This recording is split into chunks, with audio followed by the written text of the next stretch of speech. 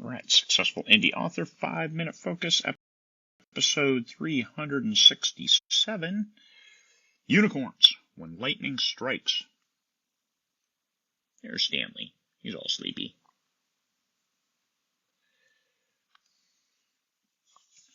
Unicorns. That's an author who publishes their first book, sells 100,000 copies, gets a movie deal, and all of a sudden they're rich and famous. Well, they appear to be rich and famous, but can they replicate their success? And this is a challenge. If you hit it hot right out of the gate, you don't know what you did right. There are some who do, because they studied and they got the intentionality right, and then just hit all the right wickets, and the stars got aligned, and the planets were in alignment, and everything worked.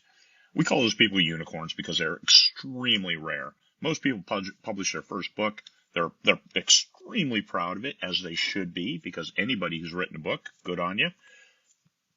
And it sits there and languishes, and then you study a little bit about advertising. You sell a copy here or there, 2 or 3 copies a month, and you're like, oh my God, I'm going to cut out for this business. But you keep at it. And after 10 books, 13 books was my magic number. That was the book that I broke even on finally on my expenses. So I made my first $1 with book 13 because I bought high-end covers, editing, all that good stuff, did marketing, and book 13. So just keep in mind, it doesn't, the unicorns, all I wanted to do is show you that rare animals, and if it doesn't happen to you, hey, congratulations, you're in the majority. You're like everybody else out there, except this one person out of 100,000 who their first book goes viral, and all of a sudden they're worshipped on the altar of authordom. But understand, can they replicate it? 2, 3, 4. And I've seen this a number of times where book 1 was monstrous, book 2 was okay, book 3 started dwindling, and by book 5, they were getting no sales at all. So how do you replicate that success? And do they stick with it? Generally, no. That's hard, especially if that first book's a whirlwind, and the second one does not.